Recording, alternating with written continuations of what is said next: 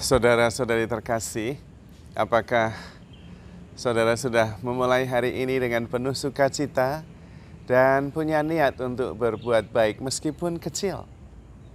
Semoga Tuhan memberkati niat baik saudara.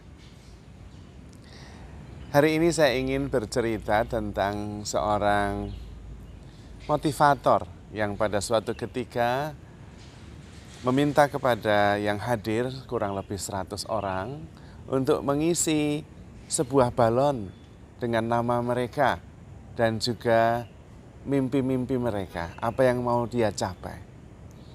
Kemudian balon itu digembungkan, diisi dengan gas, dan kemudian dimasukkan dalam sebuah ruangan yang cukup untuk balon-balon itu. Lalu kemudian sang motivator mengatakan, coba masuk ke balon sana, ke dalam ruangan yang ada balon-balonnya itu, dan dalam waktu 5 menit temukan balon yang berisi nama Anda dan apa yang Anda harapkan. Maka mereka segera menuju ke ruangan itu dan mencari. Dan mencari dan tidak menemukannya, karena begitu banyak balon, ada 100-an. Dan ada begitu banyak orang yang juga mencari sehingga kadang-kadang saling menyikut, saling mendesak, dan kemudian dengan segala macam karakter mereka membuat mereka sendiri kesulitan menemukan balon yang berisi nama mereka masing-masing. Sampai akhirnya 5 menit habis, lebih dikasih 5 menit lagi dan tidak bisa, kemudian dipanggil semua. Dan kemudian sang motivator mengatakan, sekarang carilah balon apa saja dan kemudian temukan nama siapa di dalamnya, kasihkan kepada orangnya. Maka kemudian mereka dengan tenang mengambil apa saja yang mereka temukan, balon manapun juga, dan kemudian mencari nama mereka dan memberikan kepada pemilik nama masing-masing. Dan tidak sampai 5 menit, semuanya sudah mendapatkan balonnya masing-masing. Dari cerita itu kita mau belajar tentang kebahagiaan kita. Dalam hidup kita juga seringkali mencari kebahagiaan itu dan tidak ketemu. Karena seringkali kita mencari kebahagiaan itu di tempat-tempat yang keliru dan kebahagiaan itu sulit untuk kita temukan sendiri. Tetapi dengan memberi kebahagiaan kepada orang-orang yang ada di sekitar kita, kita justru menemukan kebahagiaan kita sendiri. Maka kita tidak perlu memikirkan kebahagiaan kita masing-masing, tapi cobalah membahagiakan orang lain. Jadikanlah orang lain sebagai pusat. Jadikanlah orang lain sebagai yang paling berarti, yang paling berharga. Maka kemudian kita akan menemukan kebahagiaan kita masing-masing. Disitulah perlunya justru mengutamakan yang lain.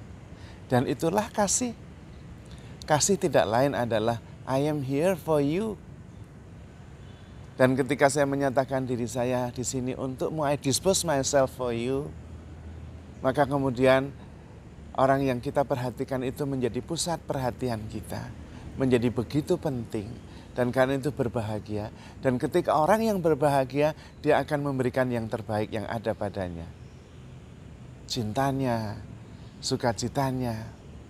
Dan kemudian itu semuanya keluar dari dirinya. Dan siapa yang mendapatkannya? Ya kita. Disitulah sebetulnya jalan kebahagiaan itu. Maka Tuhan benar ketika Tuhan meminta kepada kita berbahagialah. Tetapi dengan cara justru cintailah sesamamu seperti dirimu sendiri. Cintailah sesamamu seperti aku mencintaimu. Karena orang yang dicintai, dihargai, dia akan bahagia. Dan orang yang berbahagia dia akan memancarkan kebaikan.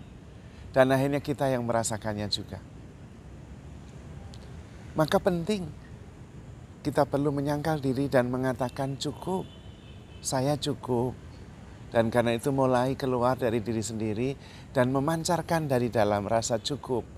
cukup dicintai oleh Tuhan, cukup diperhatikan oleh Tuhan, cukup dipenuhi segalanya oleh Tuhan.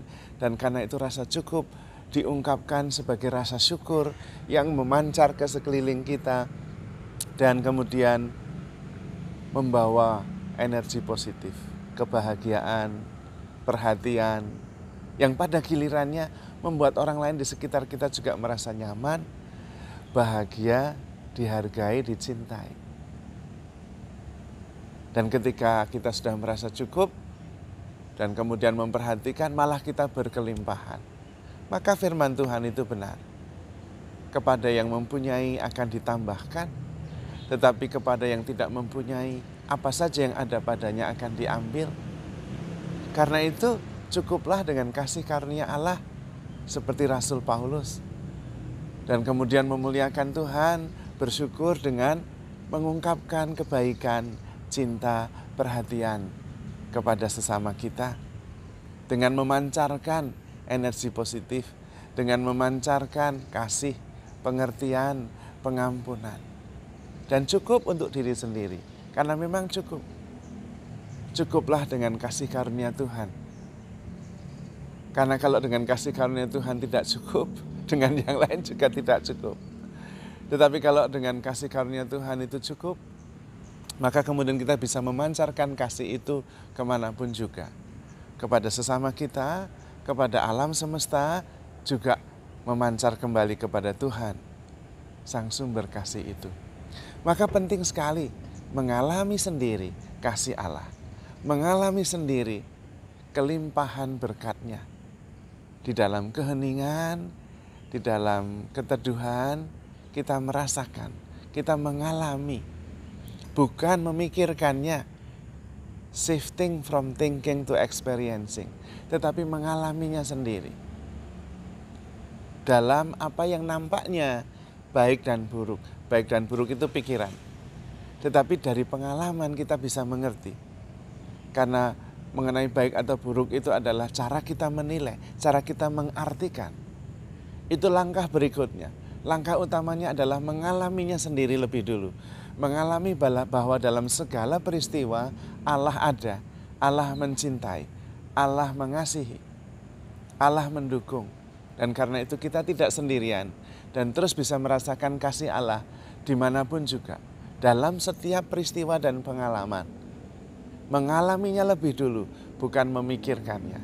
Dan kemudian kita bisa mengerti bahwa kita bisa cukup dengan kasih karunia Allah dan memancarkan kasih itu kemana-mana. Tetapi justru itu yang akan kembali berlimpah-limpah kita alami. Kasih, kemurahan, kemuliaan, rasa syukur, kebahagiaan, kedamaian, dan berkat. Maka saudara-saudari terkasih, handle yourself with care because you are loved. Tuhan memberkati.